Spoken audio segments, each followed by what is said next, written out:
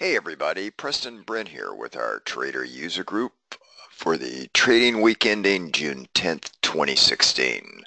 What I've got on the screen here is the E-mini S&P 500 futures.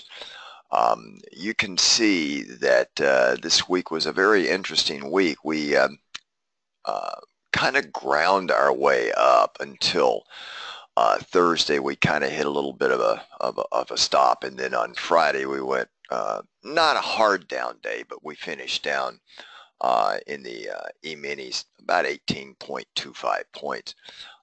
You can see here this pattern that I have on the screen here is a traditional Elliott wave 3-4-5 pattern. You could see in this area here as a traditional pattern here 3-4-5. The Elliott wave 5 gives you that bearish divergence, which then generally it talks about weakness. And oftentimes after a 5-leg print to the upside, in this case you'll get a down leg which will form an A pattern, and then a B leg, and then a C leg, a little bit of a chop like this. Now the question that you would ask, and again this is on a daily time frame, is where is the A leg going to be? Where is that counter trend move again to a B leg, and where's the C leg? And the location of these guys here is going to help determine where we go from there. And you could also see that we've had this kind of a down sloping multiple crosses type of MACD. So it's not the traditional bearish divergence trade that I like to take, but this leg from here up gave us a short signal on Thursday. We actually had the cross, and going into today it was a little bit weak. In fact, I had some shorts on in the E-minis on Thursday. So this kind of just completed the pattern. Now with a divergence, you don't know how far down you're going to go. And we were grinding higher here, and it could have just kept right on going and had a 5-leg a little bit higher than where we finished here. I didn't think that was going to happen. But now we've got this set up right here. You can also see on the left-hand side of the screen, I've got volume over price, and you can see we had a huge amount of volume in this level here, which if I were to extend it out and tighten it up a little bit, puts us right in that area there. So there's a lot of, this is where we had a big fight between, the bulls and the bears. And at that point in time, the bulls won out, right? I mean, they took the price higher. And you could see at this point right here, we ran into a lot of resistance, but then the bulls won out, took us up, came back down in this area right here, which is where they provided support. And then it gave us this higher high here, but then they pretty much gave out, and then away we go here with that bearish divergence. So it's a really higher probability trade. And like I said, Thursday this week, after grinding higher with a very tight trading range, Monday, Tuesday, and Wednesday, you could see the market setting up for this. I mean, there are a number of other things I'll show you here in this weekly roundup that kind of completed the circle here. Now, in this area right down here, clearly the prior pivot low, which is this Elliott wave 4, sitting way back here in the middle of May, around 2020, we do not want to take out. We want that prior pivot low to hold. In fact, I suspect we may not get down that low. Our first test is going to come right here at the 50 EMA. Should that break down to the 200 EMA, which also happens to be sitting right around a Fibonacci node as well. So we've got a wider zone here that should provide a lot of support. I don't believe we're going to go through this prior to the FOMC on Wednesday at 2 o'clock New York City time, 2 p.m. Eastern time. We're going to get the FOMC. Do they raise rates or not? And right now the 30-day Fed Fund futures is pricing in a 0%. Yeah, that's a 0% chance of a Fed rate hike. Now, what they don't price in is what Yellen is going to say when she bellies up to the podium at 2:30. Now, she can be hawkish or she can be dovish. or she can just leave the markets guessing. And the markets don't like to guess. So if she's hawkish or she leaves the markets guessing, then I think we could come down and test this 2020 and possibly go lower.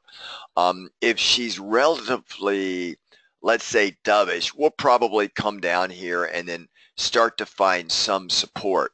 Now remember, the week after next, we have the June 23rd referendum vote in Britain, and everybody goes to the polls, and right now the leave is polling higher than the stay, and it tends to move the British pound up and down all over the place, and we're getting that on the polling results right now.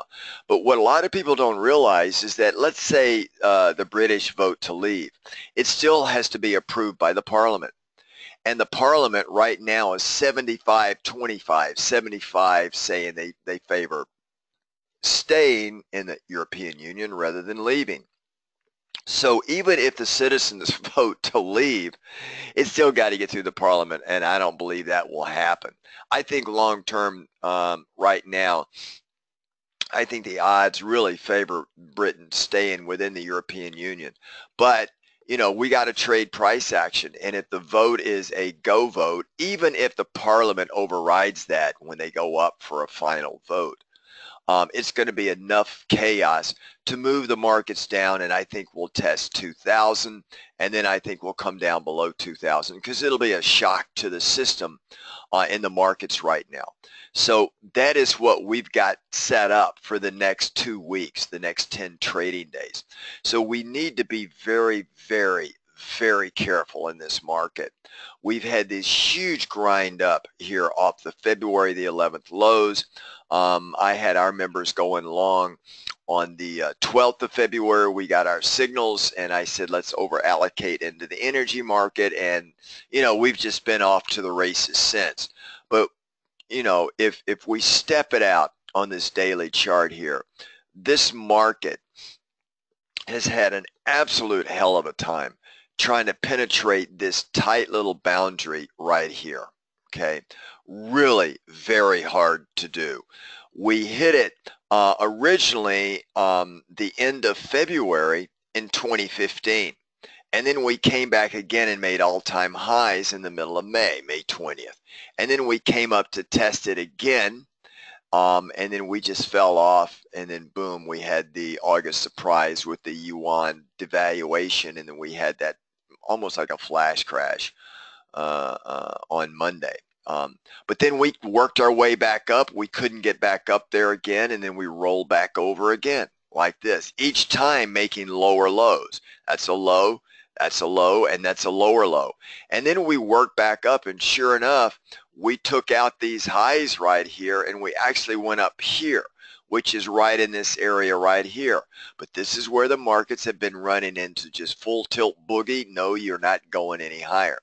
And you can see all this volume over price. Naturally, there's nothing up here because we've never traded there before. But you can see there's just a tremendous amount of bullish versus bearish action right here, just duking it out. And right now, the bears are preventing, you know, any upward momentum from here. And unless we get something really different out of corporate earnings, you can only run the asset prices so high with major stimulus. So this is kind of where we're sitting right now, guys. And we got 10 days, I think, is going to be a big inflection point for the year 2016, because we're not that far away from going back into the red for the year. If I were to put all of my indicators back on the screen, and let me just blow it up so you guys can get a better picture of it.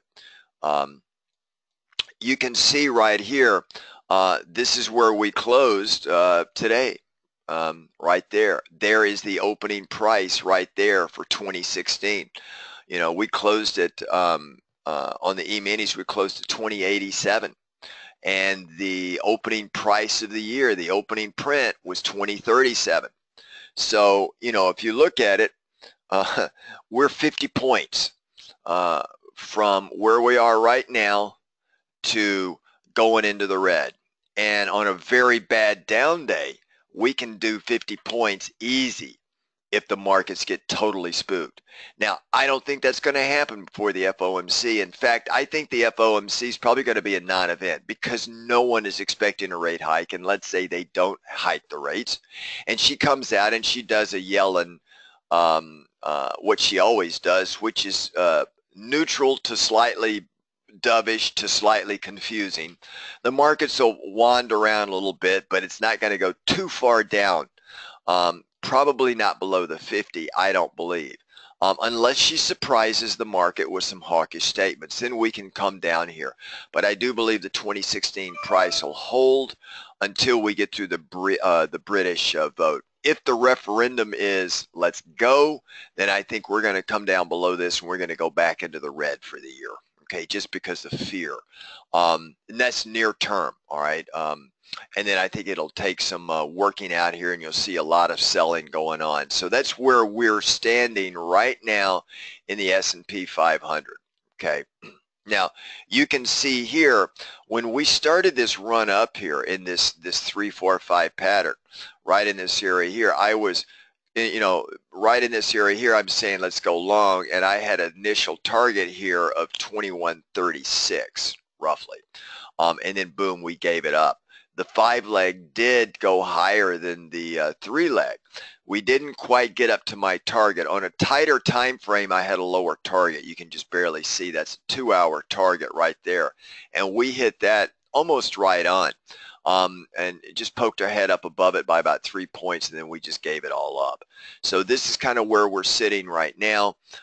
Next week, by the way, is triple witching. That's when you have the futures expiring. You got the indexes expiring. You got the monthlies expiring. So traditionally in a triple witching, you'll have towards the end of the week a little bit of a grind higher, and you'll see a little bit of a slackening or volatility coming in a little bit. That's in a typical week. We're not in a typical season right now with the FOMC, and then probably even more important, believe it or not, is the British vote.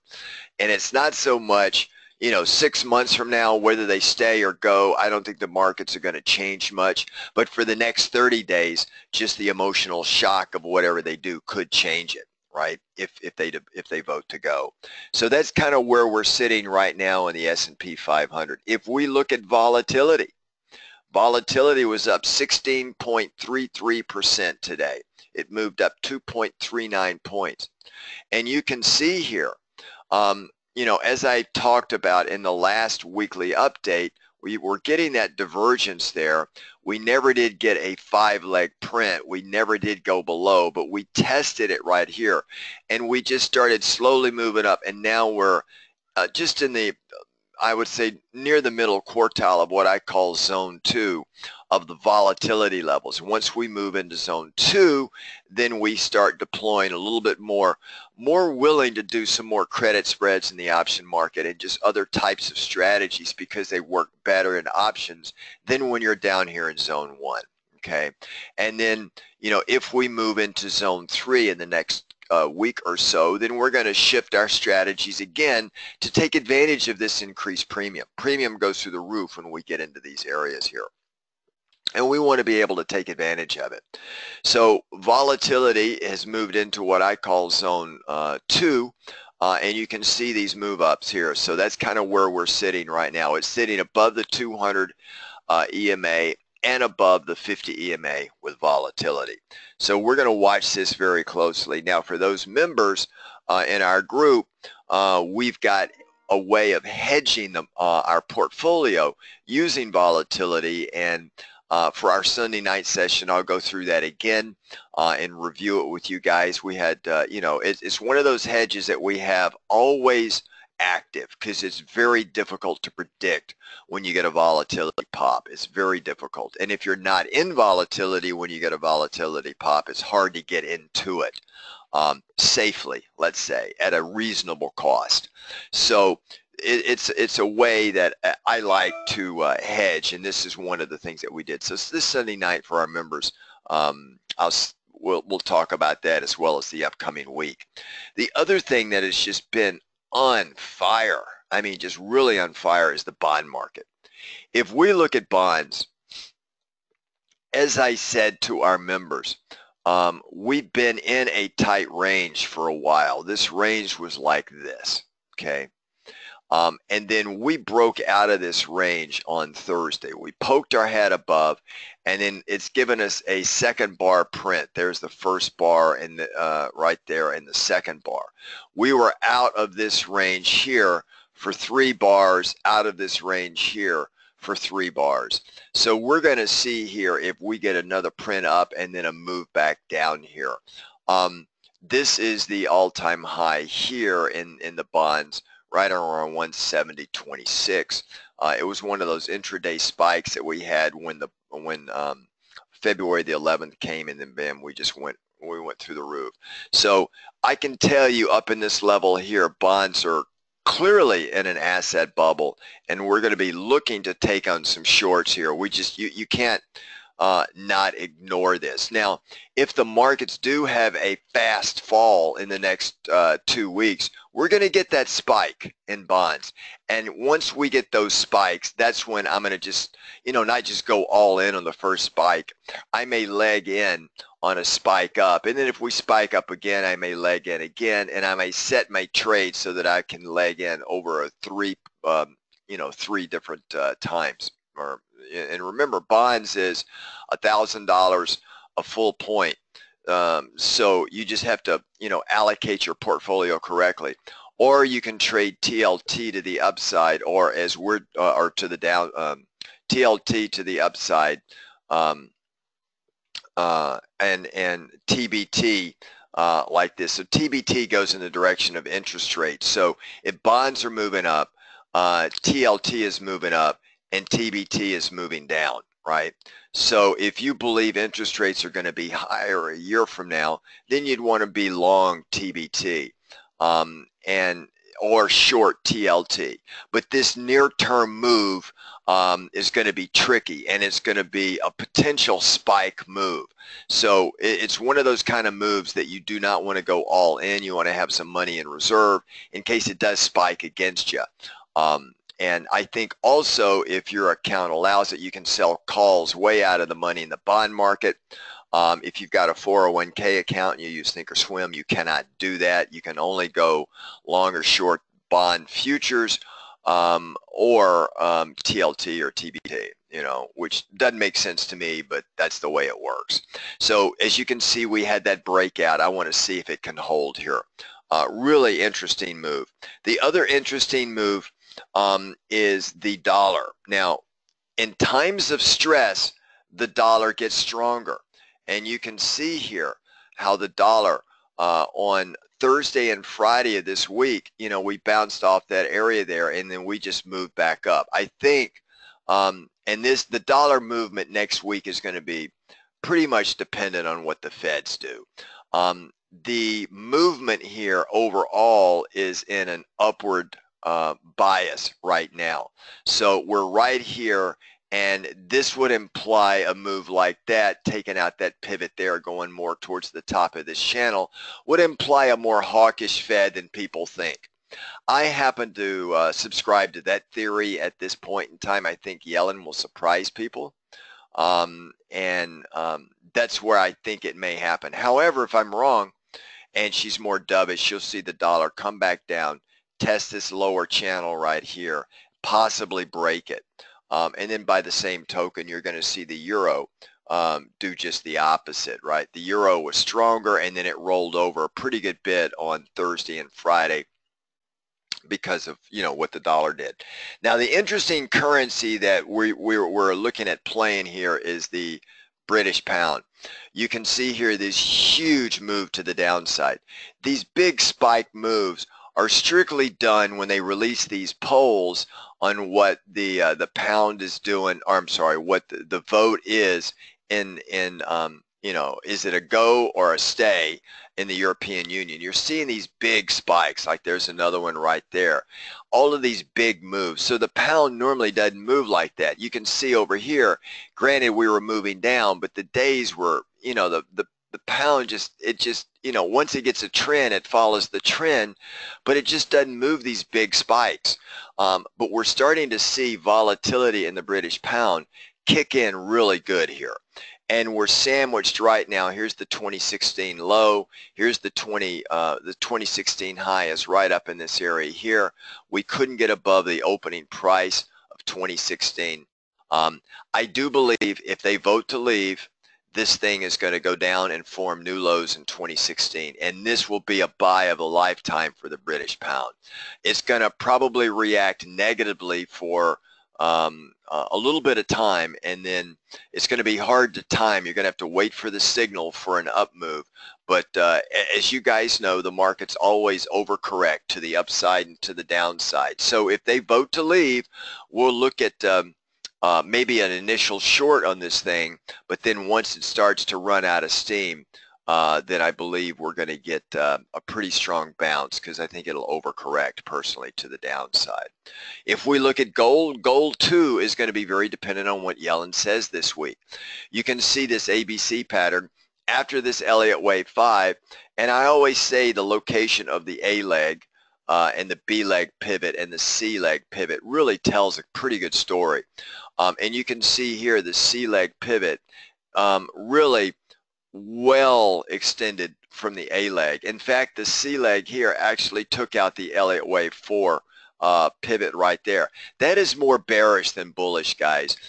Not to say that we can't go up here, but the odds favor gold rolling back over again.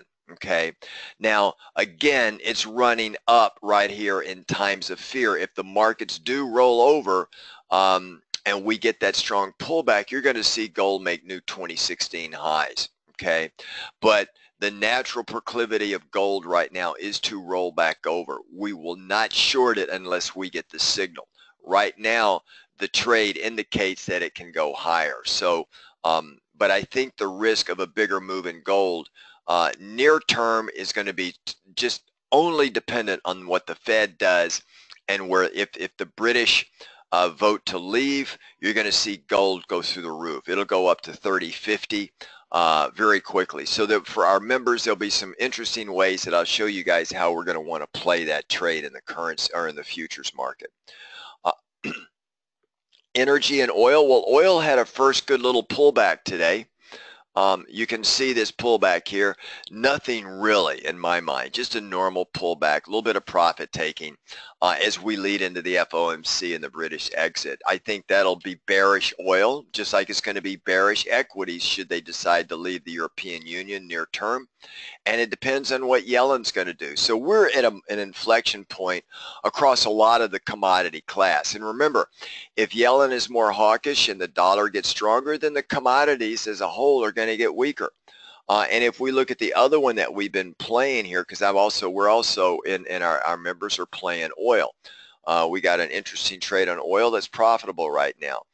If we look at soybeans, soybeans actually made new highs on Friday. All right, it made new highs right here, and we're still in soybeans. We're looking to have a good trade in this thing. And we're profitable in soybeans.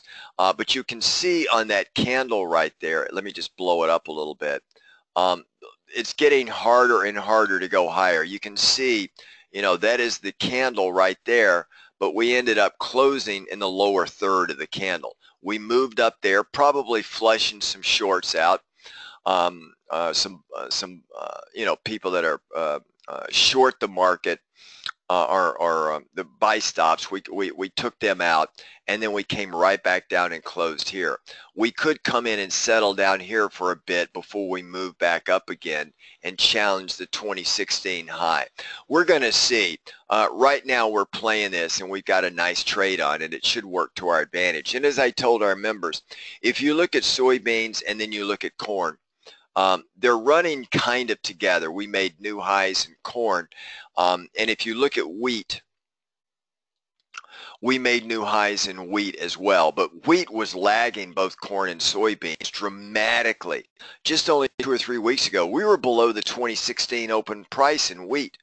So, and generally all of the ag group kind of goes together. You generally have a leader and a laggard, but not that big of a discrepancy. And at that time, I was suggesting for those that weren't in the ag market to either go long wheat and short soybeans as a pair trade, or just sell puts under wheat on the theory that if corn and wheat, or if corn and soybeans pull back, well, wheat will pull back, but not as far because it was lagging. It was a big laggard. And that turned out to be a nice trade for some of our members that took it. But this is where we're sitting right now in this one. So anyway, guys, it's a real quick weekly roundup for you. Our members, I will see you Sunday night. If you're not a member, I'd highly encourage you to come on in and check us out. We got a great international user members to our group. We always work from the top down, macro to micro, looking at the commodity markets, looking at China, Asia Pacific region, then Europe, and then the U.S. markets to try and get an idea of where we see the biggest risk, whether it's to the upside or to the downside across all the asset classes, including commodities. So I think that gives our members a pretty good view of where they want to be positioned in their portfolio. All right, everybody, have a really great weekend, and members, I will see you Sunday night. Ciao, everybody.